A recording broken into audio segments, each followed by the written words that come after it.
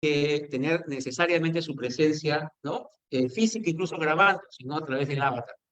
Pero además el sistema nos permite algo, que es lo que hacen hoy las diversas entidades académicas para motivar, es que, por ejemplo, las clases que nosotros grabemos acá, las podemos revender de repente a un precio más bajo para otras personas que no tuvieron la oportunidad en ese momento.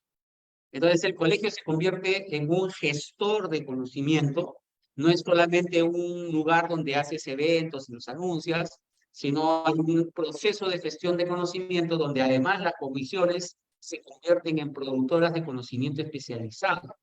Porque muchas veces no hay algo que consultarles. Entonces, como que pasa, ¿no? O sea, la organización tradicional del colegio ha sido formar muchas comisiones, algunas no hacen mucho, otras hacen bastante, y al final del ciclo lo que piden es su constancia de haber participado, justo, pero creo yo que también eso nos va a permitir evaluar iniciativas y reconocer esfuerzos, pero sobre todo, y lo que hemos anunciado en esta gestión, es configurar un registro de especialidades porque una de las formas de respetar la práctica de la abogacía en el país, una nueva forma, es reconocerle las especialidades a los colegas. Y que estas no solo tienen que ver con el litigio, que es lo tradicional o con lo que normalmente nos formamos en las facultades, sino que tiene que ver con otras esferas de intervención del derecho como instrumento regulatorio, pero también como instrumento de promotor de derechos. Y entonces ahí entramos a terrenos que no han sido explorados o que son todavía limitados. Felizmente, nosotros en este poquito más de año de gestión hemos logrado hacer, y este viernes jurídico lo refleja, espacios para algunas cosas. Tenemos una comisión de derecho climático que incluso presentó el trabajo de un profesor de Oxford, traducido al español por la editorial Palestra, y fue un éxito esa jornada porque conocimos a muchos abogados, sobre todo jóvenes, dedicados al tema ambiental. ¿Sí? Tuvimos una jornada dedicada a las infraestructuras, otra al transporte público, y así, si se dan cuenta, hemos empezado a construir no comisiones, que son de 5 o 6, sino comunidades, que eso es lo importante, porque son comunidades que intercambian conocimiento, y sería genial que un ámbito tan importante como el que hoy estamos, ¿no?, tocando, que es el tema de la defensa de los derechos de la infancia en general, nos permita también tener una comunidad que existe, porque aquí precisamente hemos eh, buscado que participen en esta noche colegas que están totalmente comprometidos, pero además en una noche en la que también tenemos que aprender en adelante a reconocer trayectorias, porque muchas veces los colegas pasan por aquí y no se les ve o no se les reconoce los esfuerzos. Y es cierto que hay veces el ámbito académico, ¿no? Pero justo hoy día programaban con un grupo el viernes jurídico del 6 de octubre, donde le vamos a rendir homenaje a Carlos Ramos Núñez, que fue tribuno del Tribunal Constitucional y fallecido, pero que, por ejemplo, muy pocos han reconocido en su gran dimensión de historiador del derecho y sobre todo del derecho civil. Entonces estábamos viendo que en la Feria del Libro ocurrió hasta un accidente porque algunos estaban fuera, no se pudieron conectar y la persona que estaba ahí incluso sufrió un accidente real. O sea, el asiento se desvaneció y se golpeó y se rompió la cabeza y el acto pasó más reconocido por el accidente que por la verdadera intención que tenían todos, que era presentar la trayectoria de un jurista de nota en nuestro país. Entonces, por eso, ¿no? No esperemos además a que nuestros juristas ya no estén con nosotros físicamente para decirles gracias por sus aportes a la construcción de conocimiento jurídico en el país. Y de eso se trata también este viernes jurídico, al que agradezco. Vengan, hoy es dificultoso movilizarse en la ciudad y por eso escogimos una sala chica y siempre estar más con gente conectada, que hoy veo felizmente nuevamente se está conectando a pesar del retraso. Y de eso se trata esta noche. Y quiero, en todo caso, cumpliendo mi función aquí de maestro de ceremonia, disculpando la ausencia momentánea del decano César Bazán, que estuvo puntual, pero como no estaba instalado, tuvo que ir nuevamente. Hay asamblea general, una asamblea general que está viendo algunos puntos importantes para la vida institucional. Ya viene el proceso electoral para renovar la junta directiva próxima, pero hay algunos puntos que habían quedado en conflicto y es importante que los delegados, para eso han sido elegidos, de una vez tomen decisiones. Pero eso también hace sentido a la vida de un colegio, porque antes hacíamos como que una cosa y todos estábamos detrás de la única actividad. En este momento, por ejemplo, Derechos Humanos está haciendo un Zoom relacionado también a la defensa de derechos de los niños, pero en un tema dirigido sobre todo a la comunidad. En este momento, en el aula contigua, está la escuela que forma a los futuros fedatarios informáticos. El colegio ha recuperado eso que había perdido, y había perdido lamentablemente, y lo decimos entre colegas, en confianza en nuestra casa, porque, por ejemplo, se habían hecho algunos actos que no correspondían y el Ministerio de Justicia nos había quitado el permiso. Entonces, de ser una entidad que certificaba esa capacitación, habíamos perdido la posibilidad y la hemos recuperado, así como hemos recuperado el curso de conciliación que está en curso, y así como que ya viene no solo con nuestro centro de aprendizaje recuperado, sino nuestro centro de conciliación propio del colegio, cuyo ánimo no es competir ni quitarle trabajo a los colegas que promueven la conciliación, sino ser un referente para que la conciliación realmente se fortalezca como una entidad, como un mecanismo sólido en el país. ¿Sí? Bien, en esta noche en la que tenemos un coloquio en defensa de los derechos de los niños y las niñas, como lo hemos titulado, y es una noche de reconocimiento y homenaje a la labor de la doctora Luz Puñay, que se encuentra presente, a quien pedimos un fuerte aplauso para inaugurar esta obra. Para la doctora en esta noche, yo quiero anunciar la participación generosa de algunos colegas, a los cuales rápidamente pudimos comprometer. La doctora Liliana Marín Sánchez, abogada por la Universidad San Martín de Porres, con maestría en Derecho de Familia, es una importante especialista en el tema, y por eso, como con su experiencia docente universitaria y sobre todo en la especialidad, le pedimos que esta noche nos acompañe con estas siempre importantes ideas acerca del ejercicio profesional en esta especialidad. La doctora Margarita Rentería Durán, que es una animadora constante de las actividades en el colegio, a veces incomprendida por los propios directivos, porque es siempre impulsiva para generar más actividades, y nosotros le decimos son 100 comisiones, denle espacio a las otras, pero ahí está, y hay que reconocerle que hasta los sábados, que mucha gente no quiere ocupar, ella está dispuesta siempre a hacer una actividad, y por eso, porque es la presidenta de nuestra comisión de estudio, la que se dedica precisamente a profundizar en la especialidad. Margarita Rentería Durán, que es abogada de la Universidad Católica, tiene una maestría en Derecho Civil y Derecho Penal también, y es una especialista reconocida en el ámbito de la familia y el niño, y nuestra presidenta de comisión de estudio. Un fuerte aplauso para ella.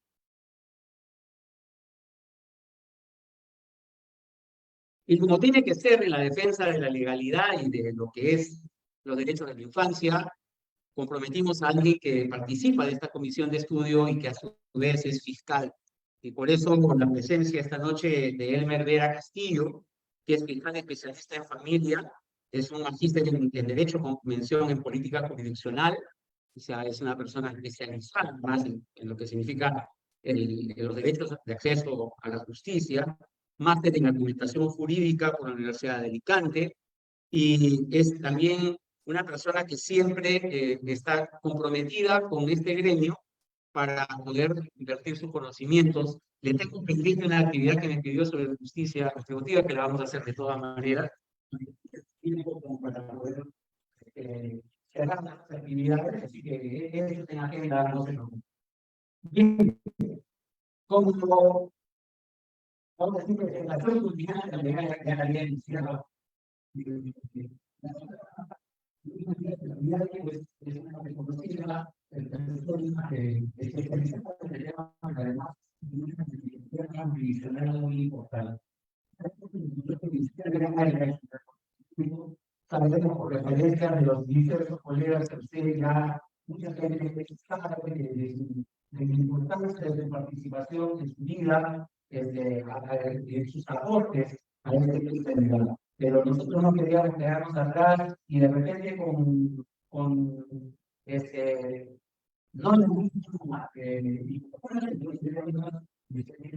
nosotros también reconocer esa práctica jurídica tan comprendida. Este es un bastión de la defensa del Estado de Derecho y la democracia. El hecho, los mismos son ejes centrales. Incluso cuando empezábamos a moldear la actividad, se presentaron algunas cosas que seguro ustedes nos van a hablar. Esta, la del colegio, con unos chicos que hacen unas cosas que van más allá de lo normal. Estas cosas que aparecen de repente con un niño que apunta con una pistola a su maestra. Las cosas que hemos visto con esta niña violentada por su padrastro, pero además que hemos percibido algunas reacciones realmente deplorables, cuando aquí no debería haber medias tintas. Esta es la razón por la cual nosotros dijimos, reiniciemos los viernes jurídicos, dedicándole un espacio a nuestros niños y al compromiso que el Colegio de Abogados siempre debe expresar con la defensa de sus derechos. Entonces, en primer término, para este coloquio, los coloquios son una cosa, un formato muy ágil, así que no nos hagamos mucho problema. Yo voy a invitar a la doctora Liliana Marín para que pueda pasar aquí al frente. Tiene un espacio entre 10, 12, 15 minutos como para que tengamos dos rondas. Y luego, si ustedes tienen algunas preguntas, con mucho gusto. Entonces, con nosotros, la doctora Liliana Marín Sánchez.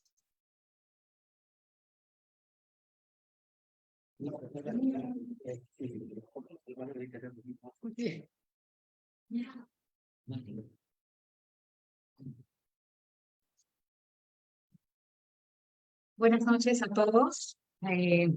Muchas gracias por venir. Agradezco ante todo, bueno, al Colegio de Abogados en homenaje acá a la doctora Luz María Capuñay, con quien, bueno, también he tenido el gusto de estar presente, al igual que con la doctora Coronel y acá la doctora Latorre.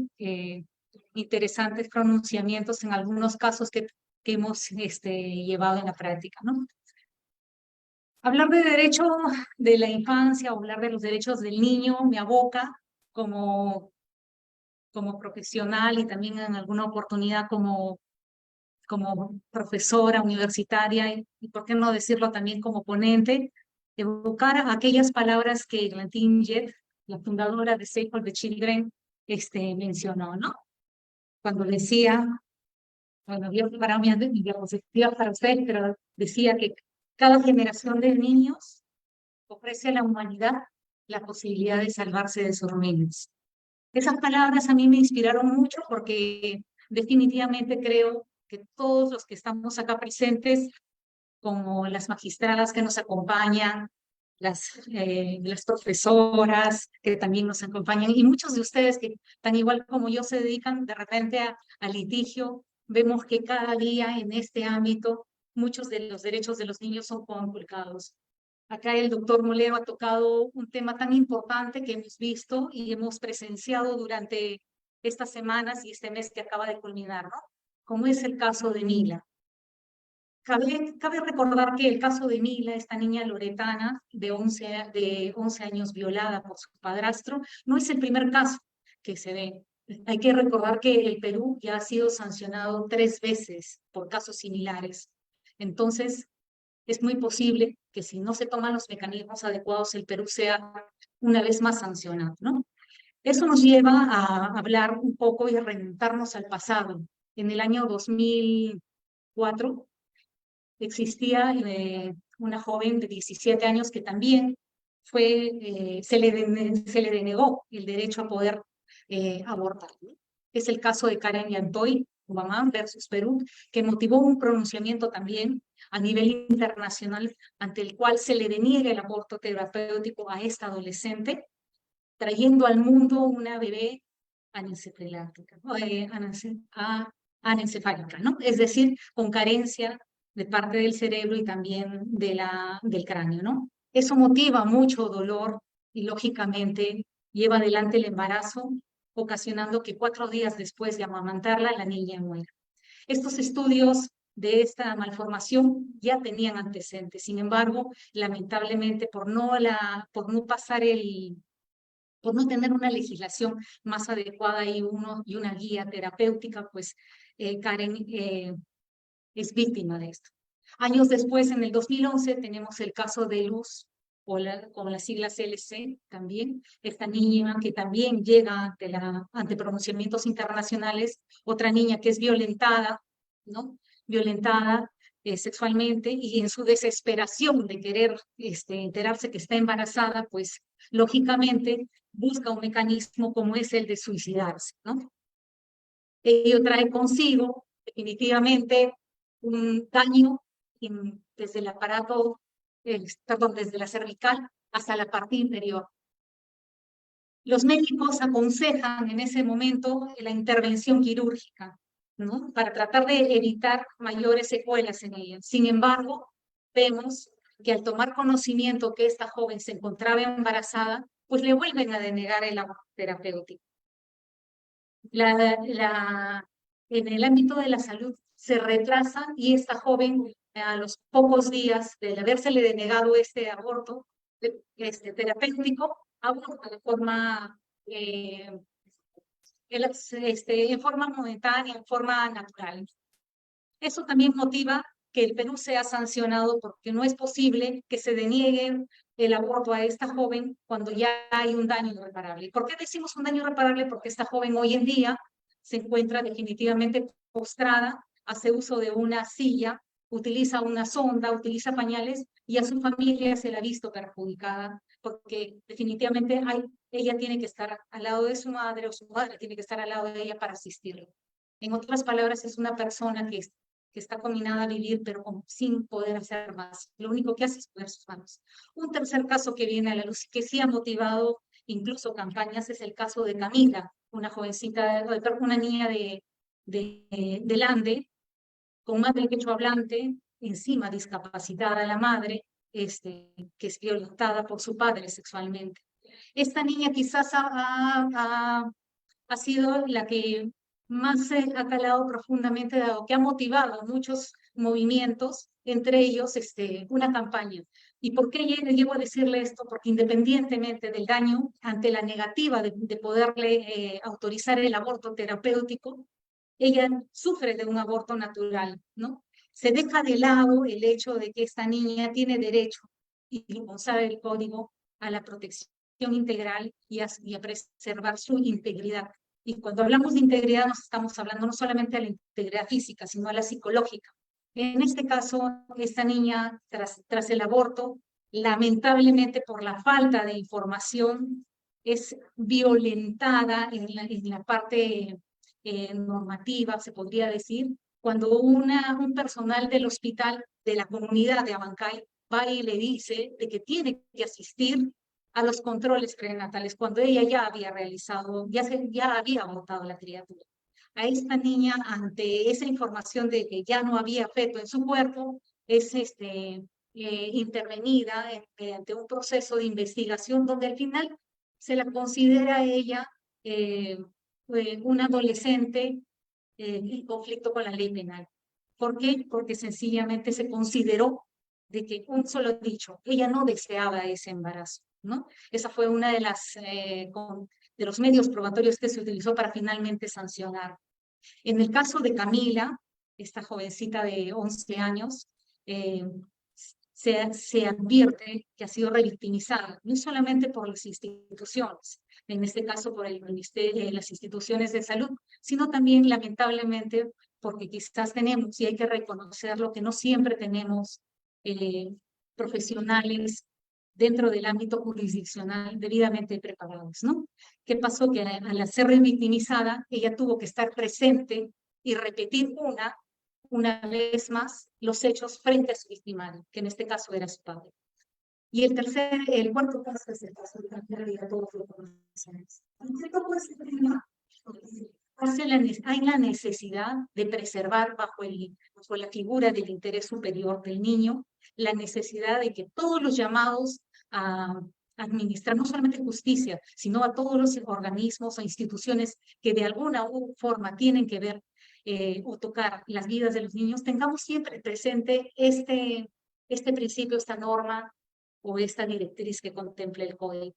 Creo que es importante y ya se hace necesario porque también el Comité de los Derechos del Niño lo ha señalado. hay la necesidad de aceptar el aborto terapéutico para los casos de los niños violados. Hoy en día, para hablar de este tema, revisé algunas cifras y no puede ser posible que entre enero y junio de este año tengamos más de 4.700 niñas violadas, de las cuales tenemos un aproximado de 670 niñas que están siendo obligadas a ser madres. Creo que si estamos suscribiendo una convención, si queremos que los derechos de los niños realmente sean respetados, es necesario, se hace necesario que no solamente las instituciones administren justicia, sino que se hace necesario que también tengamos políticas públicas adecuadas, tanto en el área de salud, pero sobre todo en el área educacional. Un país que no tiene una infancia debidamente cuidada, adecuadamente, no solamente en el ámbito de la salud, sino debidamente preparada y capacitada, es un país que está destinado a que la historia se vuelva a repetir. Quiero terminar esta pequeña reflexión señalándoles algo. Hace unos días atrás tuve la oportunidad de estar en la Universidad de Lima en una clase que había impartido justamente Jorge Valencia. No he de negar, como ahora comparto un pequeño momento de diálogo con la doctora Campuñay, todos los que somos o estamos involucrados en los derechos de la infancia, creo que debemos tratar de seguir aprendiendo, capacitando, corrigiendo, pero sobre todo luchando para que los derechos de los niños día a día se consoliden. Aida Kegelmayer, en un congreso en el año 2014 en la ciudad de Durango, decía: la eficacia de las sentencias no debe quedar materializado en un simple papel, porque lo que se debe hacer es que la eficacia logre alcanzarse en una realidad. ¿Para qué? Para que los niños, niñas y adolescentes algún día encuentren justicia. Muchas gracias.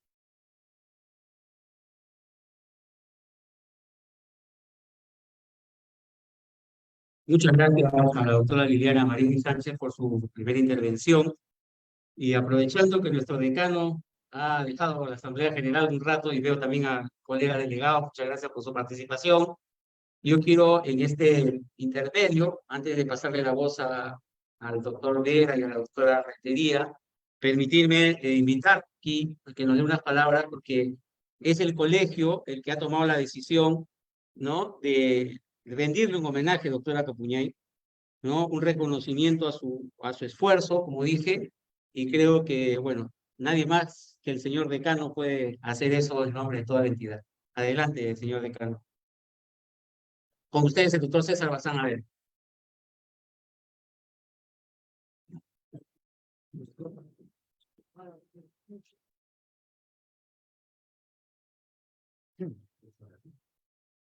Señor Francisco Gómez, vicedecano del Colegio de Abogados de Lima. Doctora Clementina Carrasco, directora de Biblioteca. Señora doctora Luz María Capuñay Chávez. Doctora Liliana Marín Sánchez. Doctor Elmer Vera Castillo. Doctora Margarita Rentería Durán. Señores delegados, señores abogados, damas y caballeros. Goethe decía: solo el árbol de la vida es siempre verde. La vida hace que los seres vivientes nos vayamos renovando generación tras generación. Y una de las grandes obligaciones que tenemos los seres humanos es cuidar a nuestros hijos, educar a nuestros hijos, transmitir la información que nosotros ganamos para que ellos partan sobre los hombros que nosotros les hemos puesto como antecedente. Cuidar bien a la juventud, cuidar bien a nuestros hijos, es asegurar el éxito de la especie humana. Y es por eso que el árbol de la vida, que es nacer y morir, siempre es verde, porque nacemos, porque debemos transmitir a ellos la educación que nosotros queremos que tengan. Es parte de la cultura. Cuidar a los niños, a nuestros hijos, a nuestros nietos, no solamente es una obligación, es un derecho que cada uno de nosotros tenemos. Y es por eso que hoy, en esta nueva etapa de los viernes jurídicos, empezamos tratando de esta esperanza siempre viva, que son los niños, esperando también que nos ayuden siempre a compartir los viernes jurídicos. Pero no solamente es hablar de los niños, sino hablar de los ejemplos que nosotros en la vida damos a los niños. Y es por eso que hoy nos hemos permitido, con su anuencia, hacer un homenaje a la doctora Luz María Capuñay Chávez, quien dedicó toda su vida a los niños, a los menores, a esa labor fundamental que es hacer justicia, cuidar que aquellos que nos siguen tengan la protección de parte del Estado. ¿Y quién le podría negar esa calidad como ejemplo? Como juez. Nosotros le llamábamos en nuestro tiempo vocales, ahora le llaman jueces superiores. Retirada porque el tiempo pasa y no en vano, pero la huella queda. Y esa huella es la que queremos hoy día perpetuar con un reconocimiento del Colegio de Abogados de Lima a la doctora Luz María Capuñay Chávez.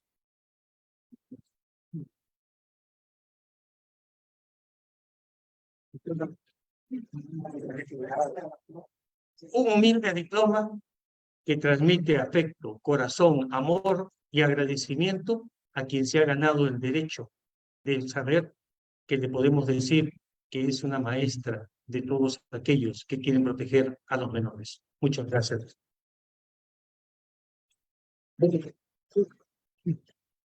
Y ahora la dejamos con Meduso en la palabra para que pueda expresar lo que tiene que expresar.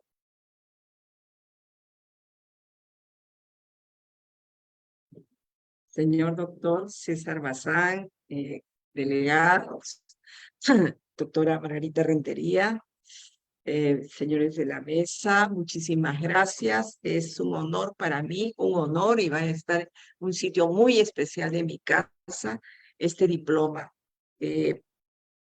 Reflexionaba en la mañana que son más de 45 años en el Poder Judicial, de los cuales casi 40 he trabajado en el área de familia. Y hablar de la infancia y hablar de los niños, adolescentes, nos acaba de hablar la doctora Marín, es también hablar de la familia, ¿no? Yo quería comentar un caso para reflexión, tal vez para más adelante hacer un coloquio sobre estos temas, ¿no? Que no están en la legislación, pero que suceden en la realidad. Se trata de María, que pide alimentos por su menor hija. Le pide a Juan. Juan le dice al juez, sí, pero yo tengo conviviente y también tengo a mi cargo a los hijos de mi conviviente. Y a ellos también les debo alimentos. El juez de paz le dice, en primer orden están los hijos.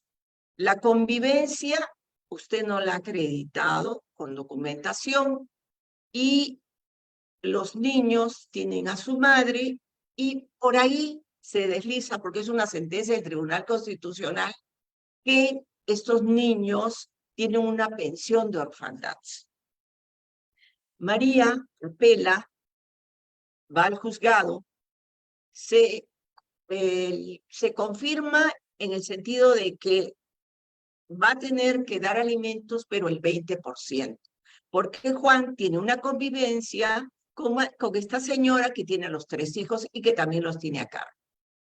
El Tribunal Constitucional conoce la acción de amparo y analiza, ¿no?, lo que señala la que está pidiendo los alimentos para su hija y dice, si bien es cierto, Juan tiene una convivencia, esos hijastros están equiparados con el hijo que tuvo con Lenny.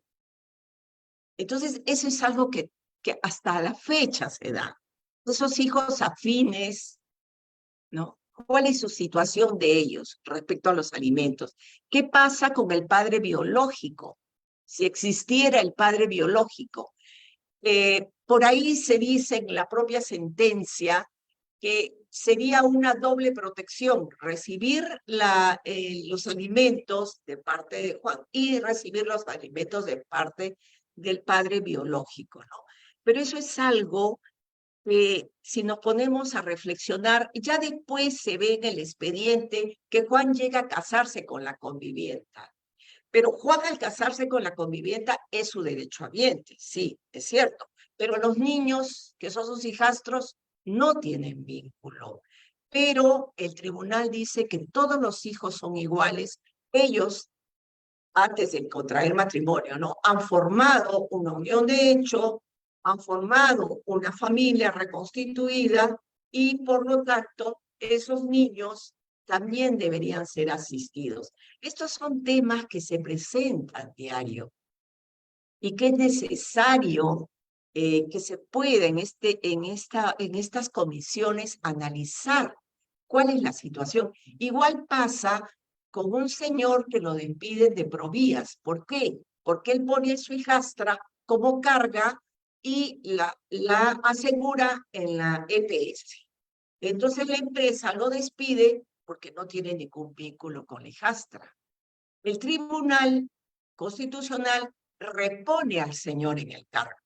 Lo repone en el cargo y dice que esta es una familia reconstituida y que esta hija sí tiene derecho. Entonces son temas que todavía no están en nuestra norma, pero que se dan, ¿no? Entonces me parece que sería interesante poder analizar, de repente hacer alguna propuesta sobre temas de este tipo, ¿no? Bueno, una vez más les agradezco el que se haya pensado en mí para entregarme este diploma. Yo muy contenta, siempre he trabajado, siempre he tenido el deseo de ayudar a las personas. Es un área bien difícil, compañeros de otras especialidades, cuando han estado trabajando en el área de familia, me decían que era muy difícil poder decidir. Esto no es como un juicio de desalojo. Aquí estamos frente a un juicio como este caso de estos niños, estos hijastros. ¿Qué va a pasar con estos niños? ¿Quién les da alimentos? ¿Qué pasa con el padre biológico? ¿Dónde está? ¿Quién está asumiendo ese rol?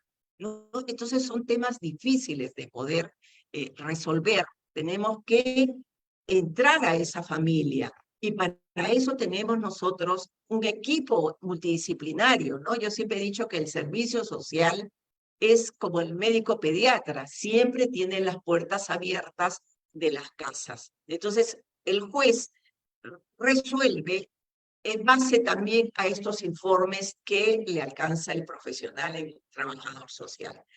Muchísimas gracias.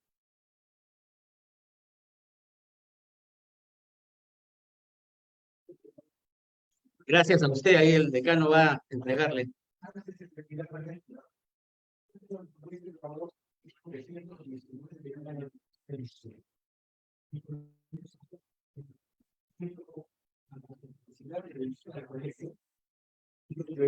Que se entiende recordatorio del 919 años y del proyecto de abogado de Lima, para que lo tenga usted.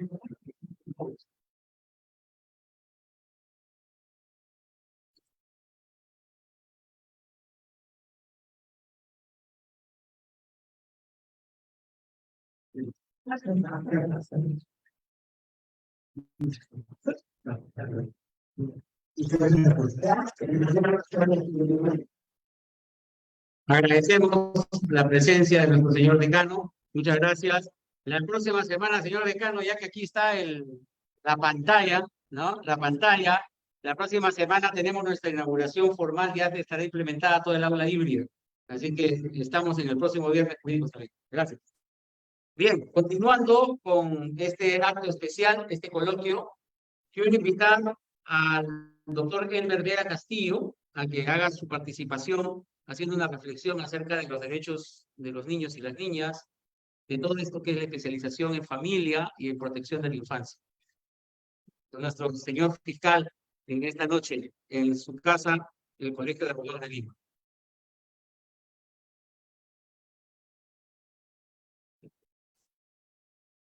En primer lugar, quiero agradecer al doctor César Bazán, doctor Molero, por la invitación. Mis felicitaciones también a la doctora Capuñay y a todos los doctores, docentes, al doctor vicedecano, ¿no? Y a los que nos acompañan en la mesa y a todos ustedes que nos acompañan en este momento y a los que están también en la vida virtual. Mis saludos. Como decía el doctor Molero, mi temita era de justicia restaurativa y siempre lo fastidio para que hagamos ese tema, que creo que es un tema actual, ¿no? Porque hay un código de responsabilidad penal del adolescente, ¿no? Que se ha pedido hace ya varios años y recién está entrando en vigencia, ¿no? Y que es necesario que todos realmente tengamos conocimiento.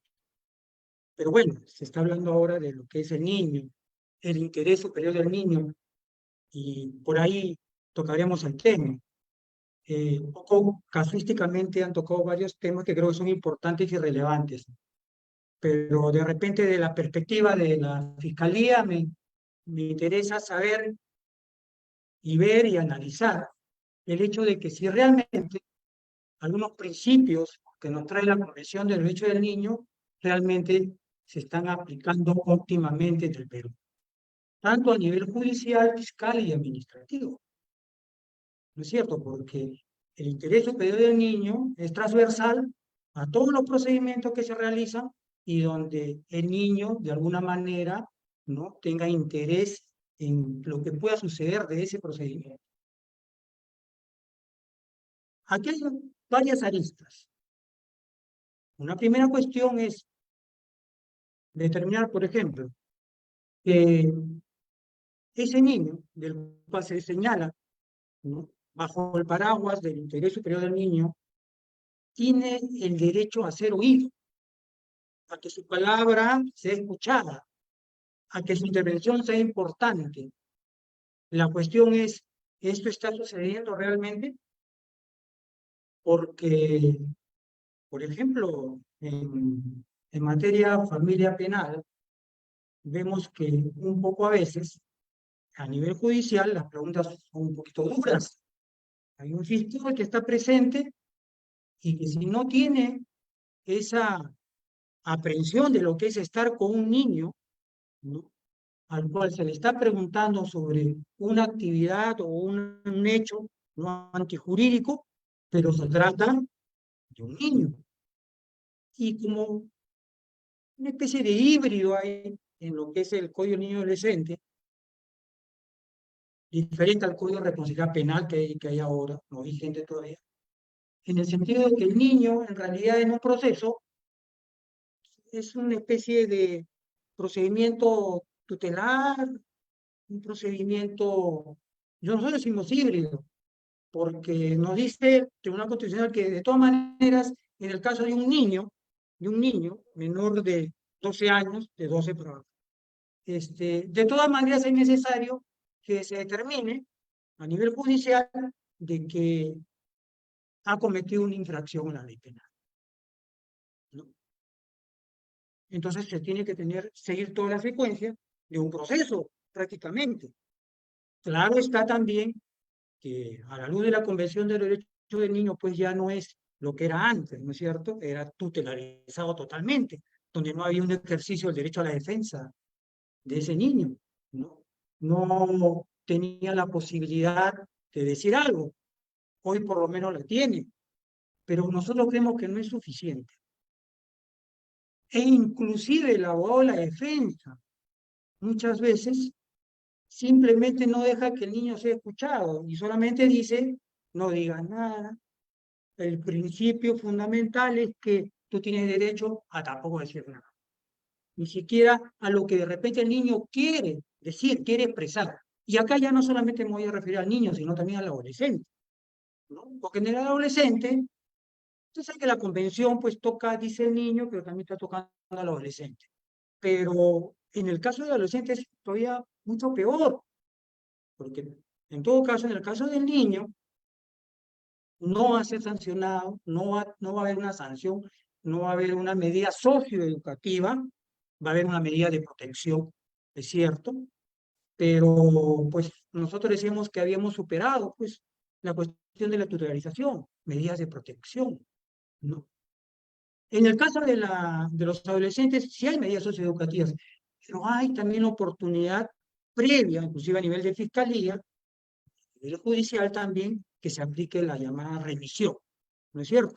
Que todas las conocemos, ¿no? Una manera de culminar el proceso, ¿no? Especial al adolescente, tratando de que finalmente no haya una sanción, una medida socioeducativa per se, y que haya paralelamente una cuestión educativa, ¿no?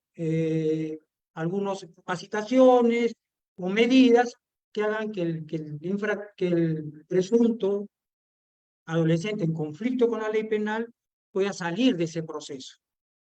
Y también puede ser antes del proceso de la remisión, con eso se evita pues ¿no? que se le inicie un proceso, ¿no? Un proceso especial, porque al final es un proceso. Pero ¿qué pasa, por ejemplo, con la defensa, sobre todo la defensa pública? La defensa pública lo que le dice al adolescente cuando ya está, por ejemplo, en el caso de Fiscalía, cuando el caso está a nivel del Ministerio Público, y vemos que se dan las condiciones para que haya una remisión, o de repente para que haya lo que se denomina hasta ahora ¿no? El perdón a nivel de adolescentes, e inclusive a nivel de niños, que también se puede aplicar. La defensa pública le dice que no diga nada, en silencio. Y entonces se evita o se entorpece el procedimiento que se puede hacer para aplicar esa remisión con en un entorno de lo que se denomina pues en el modelo de justicia restaurativa, o sea, con efecto restaurativo, ¿no? Y entonces vemos que ese interés superior del niño se está dejando. Y si se está dejando de lado aplicar en casos concretos. No estamos hablando de un caso, estamos hablando de muchos casos. Muchas veces no se necesita, es importante y relevante, pero cuando hay predisposición de las partes, se puede llegar con un enfoque restaurativo. Si un equipo interdisciplinario o multidisciplinario, como decía la doctora, llegar a esa solución, aplicando lo que dice la Convención, el derecho penal mínimo, en el caso de infractores a la ley penal. Ojo que el Código del Niño Adolescente utiliza infractores a la ley penal tanto de niños como de adolescentes. No hace distinción. Y parte del Código del Niño Adolescente todavía se está aplicando, aunque en la norma, y ustedes buscan en la norma y señala que está derogado totalmente el Código del Niño Adolescente, y eso no es así, nosotros sabemos. En la parte del niño, de los niños, diríamos en conflicto con la ley penal, todavía hay un procedimiento. Pero ese procedimiento sí es cierto también que con la Convención de los Derechos del Niño, que es el único tratado internacional que tiene la obligación los Estados partes de cumplirla, porque todas las demás normas internacionales no eran obligatorias, pero esta sí. El Código del Niño Adolescente llega a ser pues un avance para lo que era ahora, o lo que es ahora la protección integral. Pero no basta. No basta porque, como ya se ha señalado anteriormente, las instituciones que participan, ¿no? Tanto la defensa pública, las instituciones administrativas, como diríamos, el Centro de Emergencia Mujer, la municipalidad a través de la DEMUNA, ¿no? La misma policía, cuando cambian sus efectivos policiales cada un mes, 2 meses, cuando ya están preparados y de repente los cambian, de la sección familia, ¿no? O la unidad de protección especial, también. Cuando el personal, cuando los que componen esas instituciones, esos equipos interdisciplinarios, como decía, no han sido preparados, no tiene también esa sensibilidad para hacer este tipo de trabajo, de escuchar a las partes, de escuchar a la víctima, de escuchar al presunto adolescente en conflicto con la ley penal, e inclusive también escuchar a los padres que tienen que decir, y a través de ello llegar a una solución, ¿no?, que se aproxime a lo que quiere la víctima, sobre todo la víctima, porque mucho se habla también del adolescente en conflicto, ley penal, pero la víctima, y sabemos todos los que estamos acá, que la víctima ha sido dejada de lado y no se trabaja con la víctima. Los equipos interdisciplinarios que existen ahora, no está el educador, por falta de repente recursos, porque no entiende de repente el gobierno de turno, cualquiera que sea el anterior, no entiende que es importante contar con un equipo interdisciplinario, pero realmente preparado e incentivado, ¿no? Y no solamente económicamente, sino como hay en México, en otros países, donde el hecho de estar en un equipo interdisciplinario, aunque de repente no gane mucho, sirva de puntaje para los concursos que se avecinan en cualquier parte del sector público. Y también no puede ser como un abogado o un promotor, ¿no? El educador, que es importante en estos casos. Es cierto que, por ejemplo, de estos equipos interdisciplinarios, la trabajadora social también cumple un rol importante y relevante. Pero la trabajadora social tiene que hacer pues un trabajo de campo realmente, no un trabajo de oficina donde llene los formularios, ¿no?, y diga que ha hecho un trabajo especial y que le ha tomado la referencia a todos. Y no lo ha hecho. Por eso que la institución, en este caso, el Ministerio de la Mujer, lo hemos dicho en otras reuniones, debe de alguna manera fiscalizar el trabajo de los CEN a nivel nacional y con visitas inopinadas, como ahora están haciendo en el Ministerio Público, las visitas inopinadas. Porque eso es importante y creo que tomar muestras de que nos dé información la ciudadanía, la sociedad civil, que creo que es importante, porque acá, como ya se ha dicho, no va a solucionar el problema el Poder Judicial solo o el Ministerio Público, sino que las instituciones administrativas y la sociedad civil no tienen que intervenir. Nosotros tenemos una experiencia, un poco, de repente para terminar por poco tiempo, de tener un comité distrital por el buen trato, ¿no?, y protección familiar en Lima Este. Es una institución, un comité que tiene 11 instituciones públicas y privadas, 4 ONG y las demás son instituciones públicas. Nos dedicamos, aparte de nuestro trabajo que realizamos en nuestras instituciones, a realizar actividades de prevención, ¿no? Interviene la universidad, interviene la municipalidad, el SEN no interviene, obviamente por lo que he mencionado, intervienen además las comisarías, ¿no?, tratando que los comisarios también se involucren, aunque los cambien, ¿no?, los cambian, pero las sesiones de familia, tal vez alguno o dos quedan, y por ahí podemos trabajar, ¿no? Creo que es una manera de incentivar, y sobre todo, que el adolescente, ese adolescente en conflicto con la ley penal, que por X cuestiones no ha infringido la ley penal, y por otro lado también la víctima, pareciera para ellos que no hay justicia y que no se hace nada y que todo se dilata innecesariamente, ellos vean que hay instituciones como el Colegio de Abogados que se interesan en abordar estos problemas, y ellos se sentirán y verán de que no solamente, a pesar de los problemas que puedan tener, ¿no?, hay alguien o hay instituciones que sí se preocupan y que tratan de encontrar una alternativa a los problemas que se suscitan. Muchas gracias.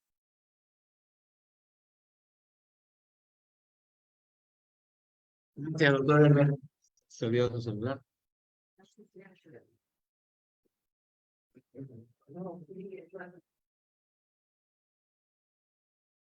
Vamos en esta primera ronda, a invitar a Margarita Rentería Durán, nuestra presidenta de la Comisión de Estudio de Derechos del Niño en el Colegio, a que haga su intervención. Mientras viene, quiero adelantarles algo. Adelante, Margarita, porque con la Comisión de Familia, tenemos también una Comisión de Familia, donde está otra colega, Claudia, hemos venido coordinando algo y el decano me acaba de pasar la copia del oficio. El 20 de noviembre, que es el día del, ¿no? el internacional de la Convención de los Derechos del Niño, vamos a comprometer, y espero que todos ustedes, a hacer una campaña de donación de sangre para el Hospital del Niño.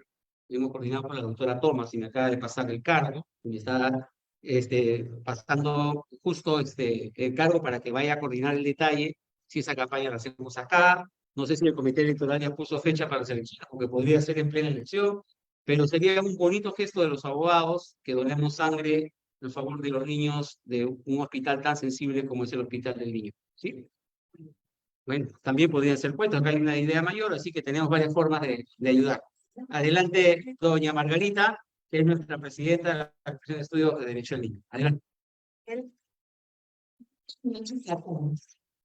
Realmente para mí es un gusto verlos a todos, no solo porque me van a escuchar, los tengo cautivos, sino porque realmente el día de hoy es un homenaje a una persona que yo considero mi maestra, mi amiga, ¿no?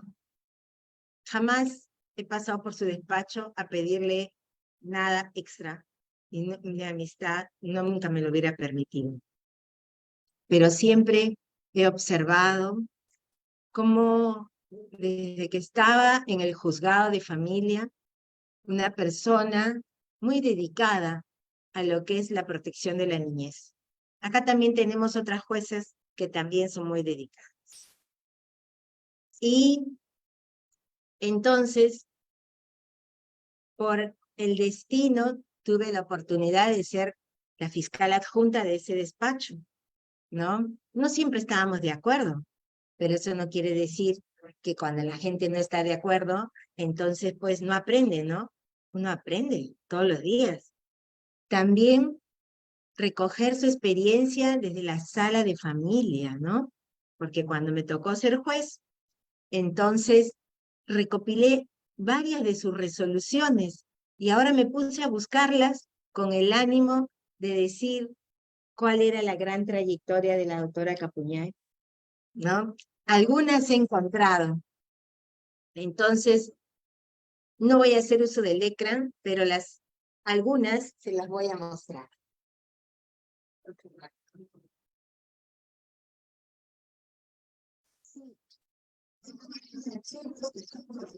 Este es un caso muy grave que ocurre en Perú, ¿no?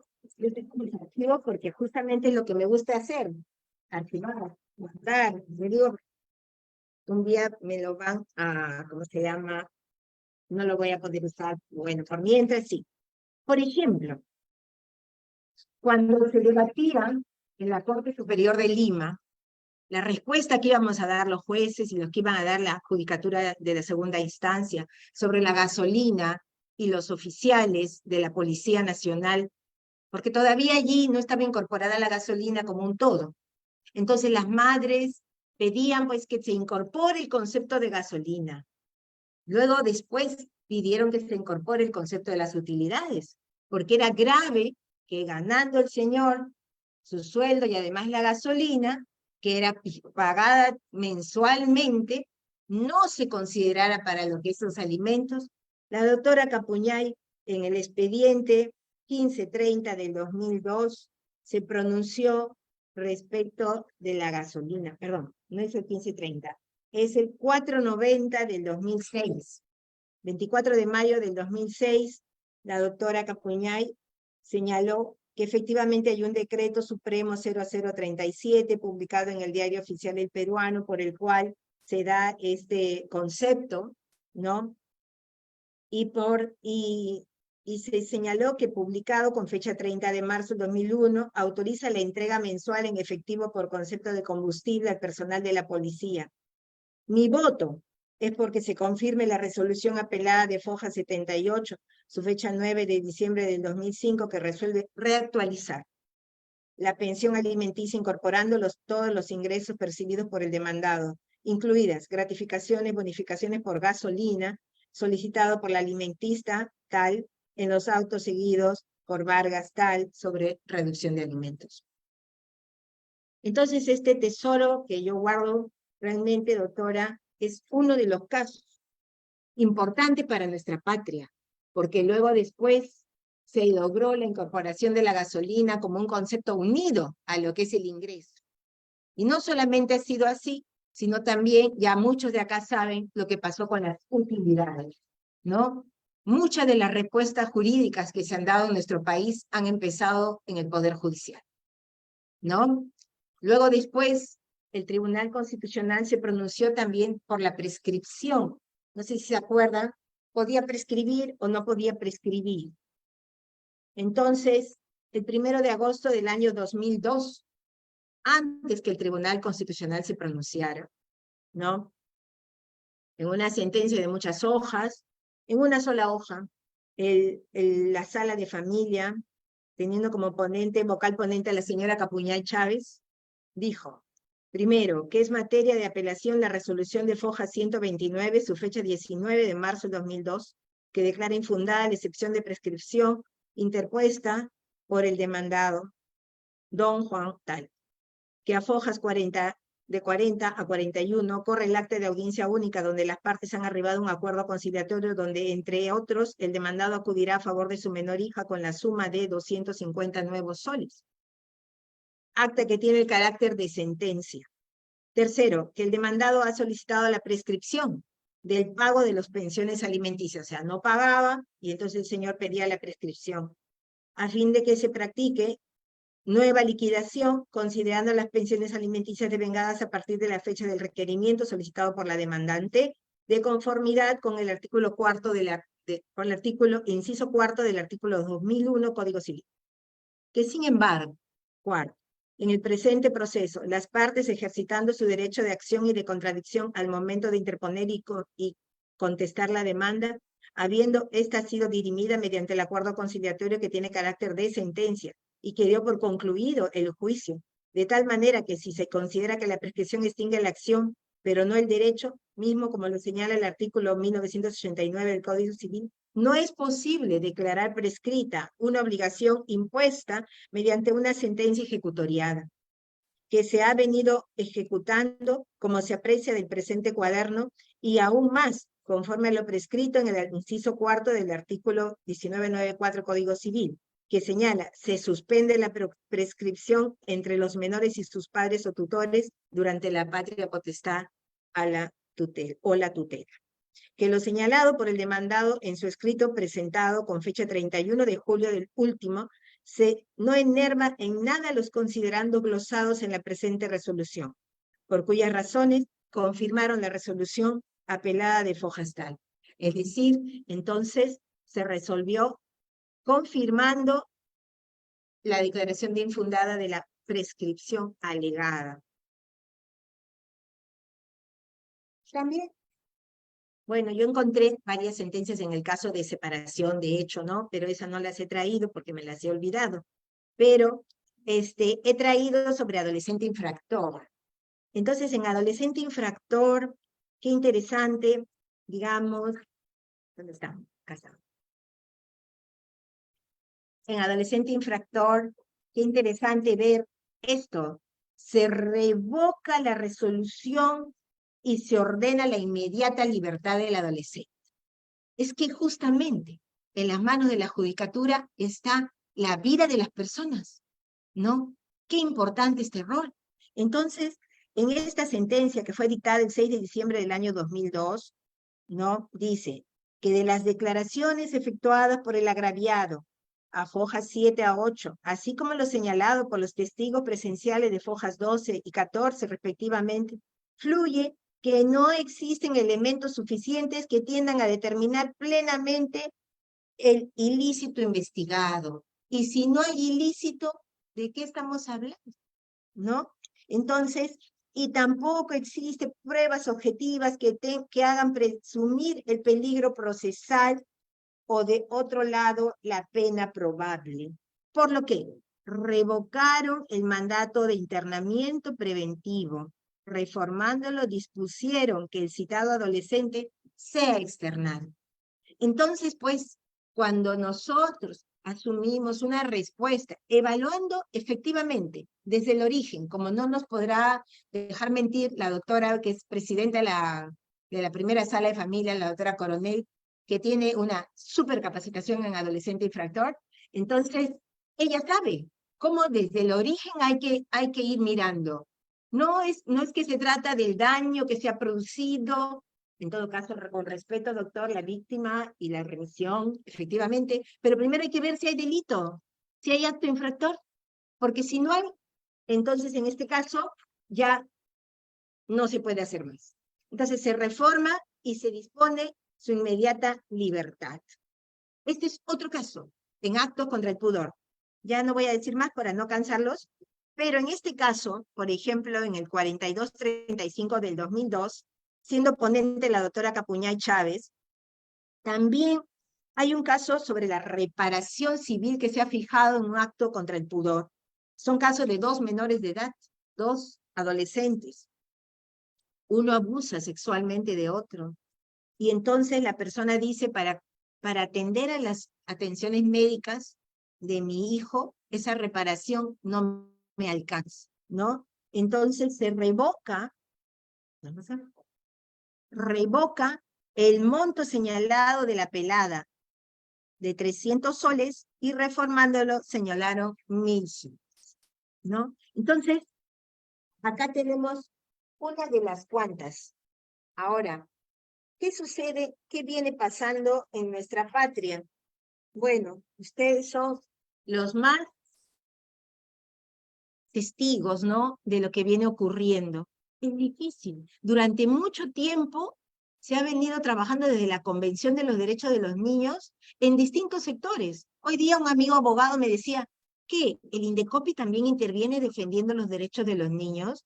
Sí, por supuesto, ¿no? Imagínense un caso de maltrato en el colegio, que eso que los colegios dicen, no, eso ha pasado fuera del colegio, en la red, no ha pasado dentro del colegio, ¿no? Entonces, ¿qué sucede? ¿Por qué interviene el Indecopi? Porque el Indecopi protege el buen servicio educativo. ¿Y se pueden dictar medidas cautelares? Claro que sí se pueden dictar medidas cautelares. Y no porque ahora yo lo diga, hace años que se pueden dictar medidas cautelares. También en amparo. El amparo o el Poder Judicial. Una cosa no obstaculiza a la otra. Para proteger el derecho del niño, hasta pueden ser 3 instancias, la contravención, el adolescente, ¿cómo se llama? El Indecopi y el Poder Judicial en amparo, ¿no? Bien, pero nosotros, a pesar que esta noticia, por ejemplo, data del 2005, es un periódico que dice, niña madre se casa. ¿Cuántos años tiene esta niña? O tenía 9 años. Este es un periódico que todos saben que es de Perú, ¿no es cierto? Entonces, yo no les estoy mintiendo, y dice, penalista Lamas Puccio dice que violador y padre de la menor deben ir a la cárcel por ser cómplices, ¿no? ¿Cómo le podemos pedir? ¿Cómo podemos estar debatiendo si es que una niña de 9 años se va a casar o va a tener hijo o no va a tener el hijo? Alguna vez yo he estado sentada en medicina legal y veía a una niña jugando y de pronto me decía la mamá, doctora, ¿cuál es la pena del acto de atentado contra el pudor? Y todo mi cuerpo se llenaba de escalofríos de pensar que la misma niña que estaba jugando era la misma niña que había sido atentado a su pudor. ¿Se dan cuenta? Entonces, eso tenemos que solucionarlo. En otros países dicen, el Perú es, o me decían antes, ¿no? El Perú está muy bien, porque a lo mejor la tasa de crecimiento anual, bueno, ahora no van a decir, pero es muy buena, era muy buena. Y decía, no podemos decir que estamos bien mientras haya noticias de este tipo, ¿no? Aparte de eso, todos dicen cuando ocurre un homicidio o cuando un niño decide quitarse la vida con el bullying, ¿no? Cuando el niño decide quitarse la vida con el bullying, lo que tiene es que no ha tenido en quién confiar, ¿no? No ha tenido ni a su mamá, ni a un profesor, ni a una maestra en quién confiar. ¿Qué solo se habrá sentido o qué sola se habrá sentido esta persona, este niño, ¿no? Entonces, no tengamos más niños solos, ¿no? También hagamos que sea real. En Francia, donde estuve hace poco, por ejemplo, había un niño que le decía a su mamá, mamá, c'est rouge, c'est rouge. Decía, el semáforo está rojo, no cruces. Pero la mamá, como ocurre acá en Perú también, jalando al niño, vamos a cruzar, ¿no? Porque yo soy tu madre y yo decido lo bueno para ti y lo malo para ti. Cuando los niños no aprenden a respetar las cosas mínimas, no le podemos pedir que respeten las cosas mayores, porque en nosotros está que como sociedad también incorporemos ese sistema jurídico que tenemos para nuestros niños. Si no lo hacemos, gran problema. Ahora, uno de los expositores habló de lo que nosotros le dejamos a las próximas generaciones. No tienen que empezar de cero, porque ya hubo una doctora Capuñal, hubo otros doctores que ya han hecho muchas cosas y que hemos avanzado. Por ejemplo, por acá yo tenía, ya me lo perdí, tenía como en Colombia se había hecho, ¿está? Ah, aquí está. Las escaleras de la esperanza. Porque los derechos de los niños no solo tienen que ver con el Poder Judicial, sí tienen que ver con el Poder Judicial, pero no solo con el Poder Judicial, también con los municipios. Y entonces, ¿qué sucede? Estas escaleras de la esperanza es igual a como si nosotros dijéramos, no puede llegar el agua hasta los cerros. No importa, hagamos que el agua llegue aunque sea al primer piso del cerro, ¿no? ¿Y cómo llega el agua al primer piso del cerro? ¿Cómo hacemos que los niños que viven en los cerros se puedan bañar, puedan estar limpios para su colegio, etcétera? Esos son derechos que tienen que estar vigentes, ¿no? Termino diciéndoles una cosa breve. Hace unos meses, dos niñas, una mamá y dos niñas venezolanas, quisieron regresar a su país y el papá de los niños estaba en Estados Unidos, había vivido acá y estaba en Estados Unidos para probar suerte. Entonces la demanda de autorización de viaje se interpuso en el Cono Norte, ¿para qué? Para que permitan que esas dos niñas con su mamá puedan regresar a su país. La judicatura dijo, no, porque no me han presentado el pasaje de retorno. ¿Ya? Y entonces, ¿qué tenemos que cambiar? Porque no hay pasaje de retorno cuando yo me quiero regresar, ¿no? Gracias.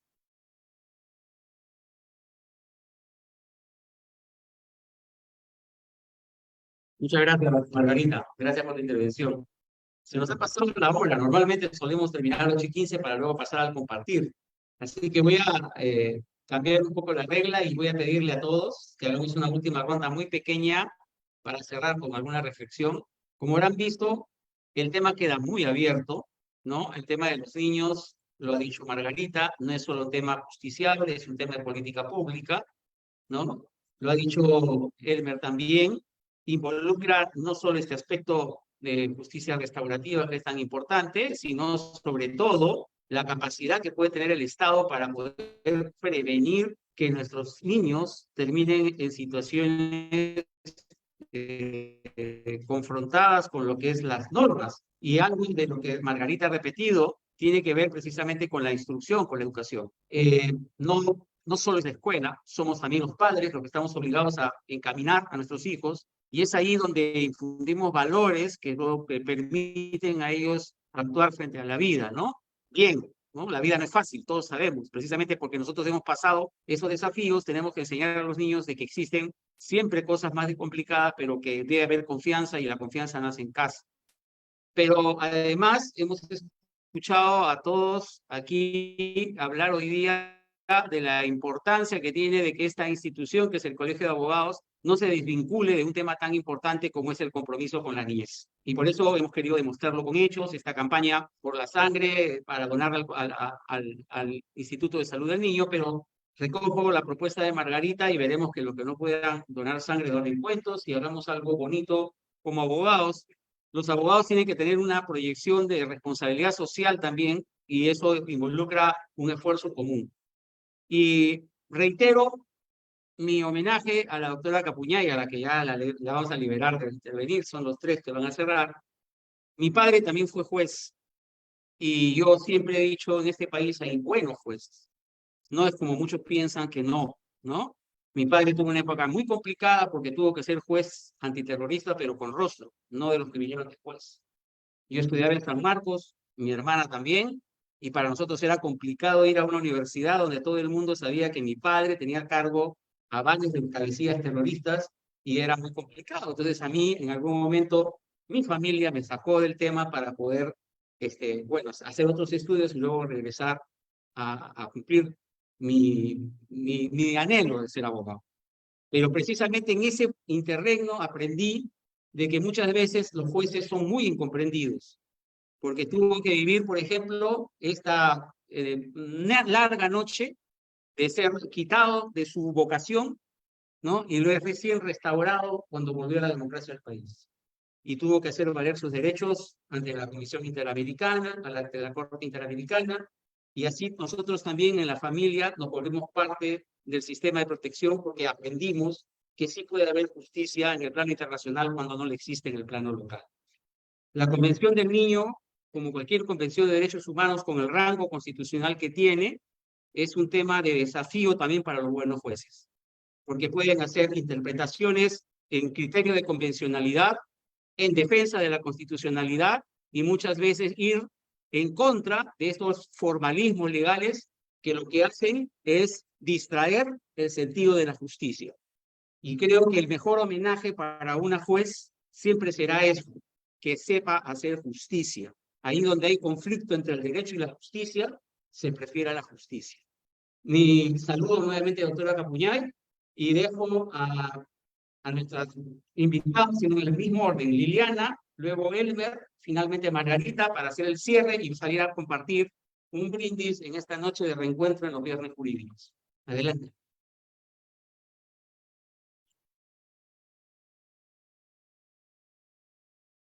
Bueno, hemos escuchado atentamente a los ponentes y en especial a la homenajeada. Yo quisiera solamente cerrar esta parte de este evento precisando dos cosas, ¿no? La efectividad de las sentencias muchas veces motiva a que jueces tengan que salir también de los despachos a tratar de verificar si es que sus sentencias se están llevando a cabo. Quiero mencionar solamente dos casos que he podido encontrar y que se han realizado en Trujillo. ¿A consecuencia de qué? De un régimen de visita. Existe un magistrado de La Esperanza, del barrio de La Esperanza, que ha salido justamente a verificar él mismo, a través de una audiencia complementaria, si es que el régimen de visitas está cumplido. Necesitamos sentencias de esa calidad, no solamente que queden en papel. Otra cosa que también quería comentarles, y creo que es importante para cerrar, es escoger la experiencia, dado que la doctora Capuñay ha tocado el tema de este caso de estos niños que son parte de una justificación quizás real o cierta, para que en comparación con los niños matrimoniales puedan también percibir parte del beneficio de una pensión alimentaria.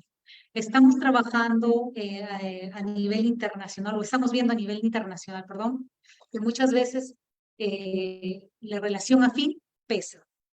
Hay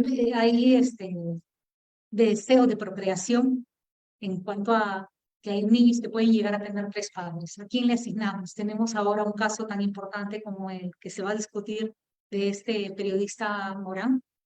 Tenemos un caso importante también que creo que debe ser el de tratar de definir si es que los niños realmente, finalmente, vengan de donde vengan, también tienen derecho a percibir pensiones.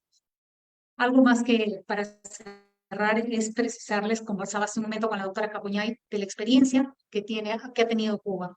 Sabemos hoy en día, y los invito a ustedes para que también busquen información, se va a realizar también un coloquio que quizás acá la comisión podría invitar, referente a la experiencia del nuevo Código de las Familias de Cuba con la experiencia del Código Civil y Comercial de la Argentina.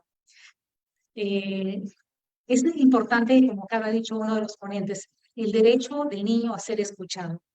En una exposición que hemos tenido hace poco en la Universidad Católica, escuchamos al doctor Leonardo Pérez Gallardo respecto de qué importante es escuchar a los niños en los casos del divorcio notarial, que ahora se está llevando a cabo en Cuba. En el divorcio se discute solamente que los padres se desliguen, pero nos olvidamos muchas veces, por más que sea un divorcio consensuado, el escuchar a un niño.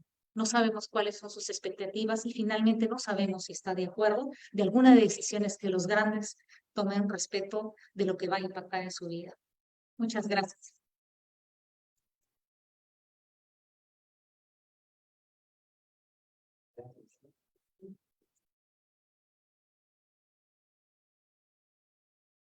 Bien, retomando un poco lo que decía la doctora, la conciliación, ¿no? Se da en los procesos de familia, en los casos de tenencia, régimen de visitas, ¿no? Pero lo mismo que ha dicho la doctora, sabemos por la demanda y por la contestación y por de repente ya el equipo multidisciplinario ha hecho un trabajo ahí, y hay un conflicto fuerte y grande, no solamente de las partes en disputa, sino hasta de las familias. Pero sin embargo, desprovista de todo este principio de ser oído el menor, llega a un acuerdo, que de la noche a la mañana parece que fuera una solución. Y nosotros consideramos que no lo es. El fiscal está presente en esa conciliación. Y creo que para que realmente haya una conciliación ahí, tendría que haber toda una intervención del equipo multidisciplinario y algunas terapias que tengan que realizar los padres para llegar a un acuerdo de con quién se queda el menor o esto que ahora la norma señala de la tenencia compartida.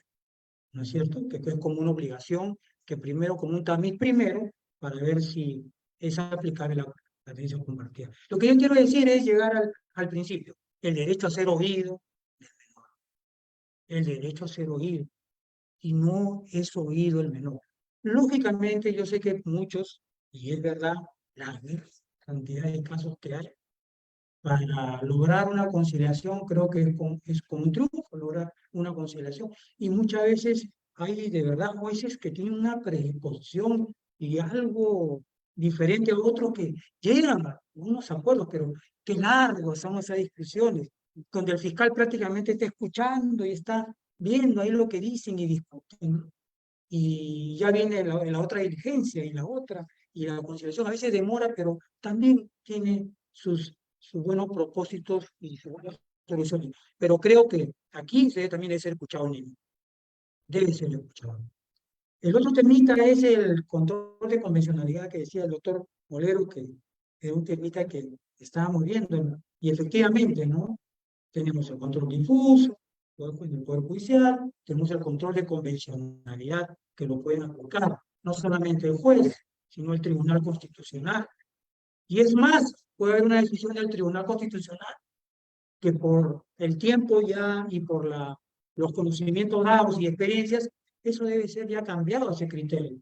Y el juez puede aplicar un control de convencionalidad aplicando el derecho internacional, la convención, sobre todo la convención, que es la norma, como hemos dicho, supranacional, que es la que de carácter obligatorio.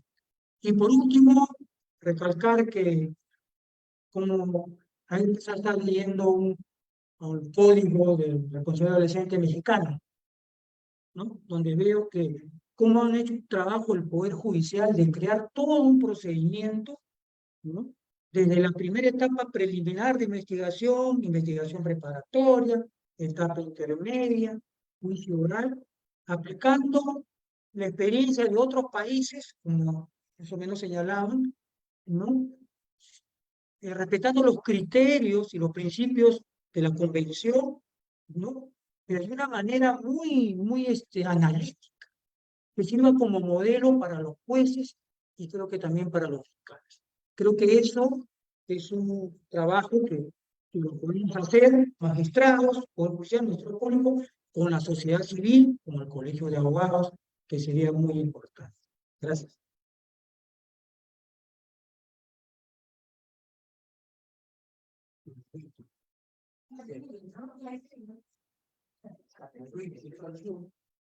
Bueno, lo dicho, realmente me ha hecho recordar algunas cosas que quería comentar. Por ejemplo, efectivamente, es muy importante que el niño sea oído, pero no cuando le dices al niño, por ejemplo, ¿tú quieres a tu mamá? Sí. ¿Tú quieres a tu papá? Sí. ¿Tu mamá te pega? Y entonces el niño no puede ser puesto en esa subjetividad, ¿no? Entonces hay que ver cómo se mejora eso. Durante el tiempo de la pandemia, como hace un rato hablaron también de los equipos multidisciplinarios, me sorprendí porque una de las cosas que pasó fue que había que hacer una evaluación, creo que psicológica, de un joven de 15 años que supuestamente era maltratado por su padre y vivía con el padre. Entonces, no se les ocurrió mejor idea que hacerlo por teléfono.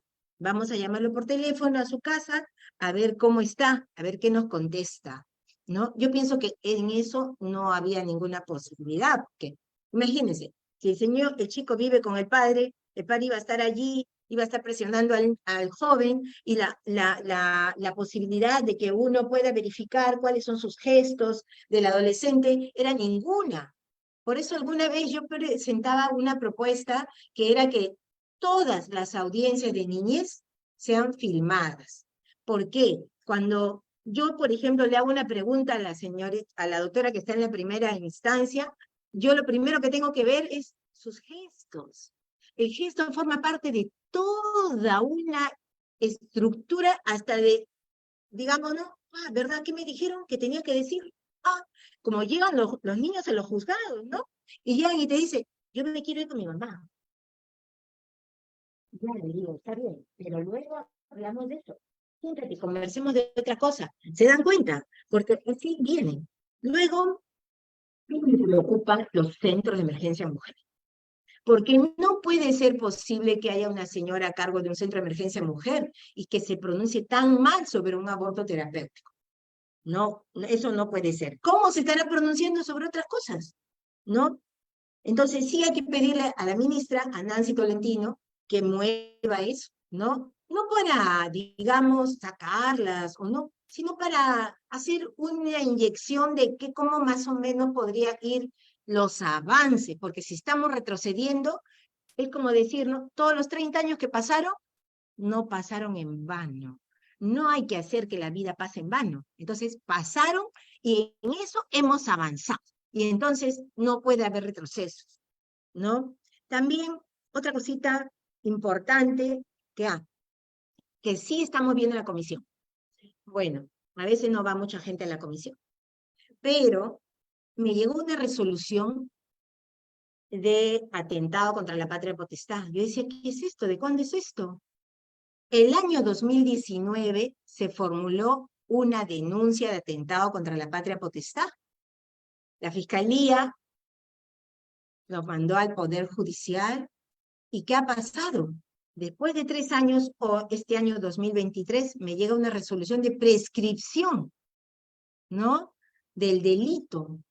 Y me dicen, sí, porque la pena máxima es 2 años, más 1 año, igual 3, ¿no? Y entonces ha prescrito. Y no podemos aplicar la resolución del Poder Judicial que dispone la suspensión de los plazos, de los plazos, algo así, ¿no? Ya, que no dispone la suspensión de los plazos, porque ya el Tribunal Constitucional en la sentencia tal ha dicho que esa resolución del Poder Judicial no se puede oponer al Código Penal. Ojo, pero ¿por qué somos tan restrictivos en nuestra interpretación? Si esto no se puede aplicar, no importa, apliquemos la Convención Americana, la Convención de los Derechos de los Niños, pero eso no debe prescribir. Y dado las cosas así, ¿qué es lo que tenemos que hacer? O aumentamos las penas para que no sea, pues, que un atentado contra la patria potestad valga menos. Te desapareciste 6 meses con mi hijo, con un niño, y el otro que me robó en la casa con su amigo, que son 2 juntos, se metieron a la casa y como era casa ocupada y eran 2 personas, entonces son agravantes 12 años, ¿no? Y jamás va a prescribir. En cambio, el atentado contra la patria potestad sí prescribe y no toma en cuenta el tiempo de la pandemia, etcétera, etcétera, etcétera. apelé. Luego tenía que interponer recurso de queja porque la jueza declaró improcedente la apelación, algo así, ¿no? Y pero el asunto está ahí en la mesa, ¿no? ¿Cómo están los delitos en agravio de los niños? ¿Cómo están? Eso está en la mesa, lo del niño ser oído.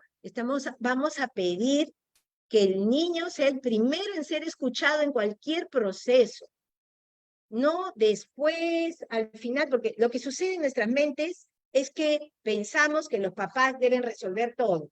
No, les cuento una anécdota chiquita y con eso termino. Bueno, como ya yo no soy juez, puedo contarles algunas cosas, porque ya no voy a ser sancionada, ya seguro prescribió y todo lo demás. Pero bueno, miren, por ejemplo, era un divorcio, y entraron primero los niños, porque hay que determinar la tenencia, etcétera, el régimen de visita, ¿no? Y entraron los niños, le digo, ya, ¿y tú con quién vives? Me dijeron, con mi papá, mi hermanita y Juanita. Ya, ¿y quién es Juanita? La novia de mi papá. Ya, le digo, muy bien, yo dejaba constancia, ¿no? Dejaba constancia, y entonces, al dejar constancia, luego, cuando pasaron los papás, ¿no? Y el niño salió, yo, una actriz, que le dejé afuera ya al niño, ¿no? Todos hablamos de otras cosas, ¿no?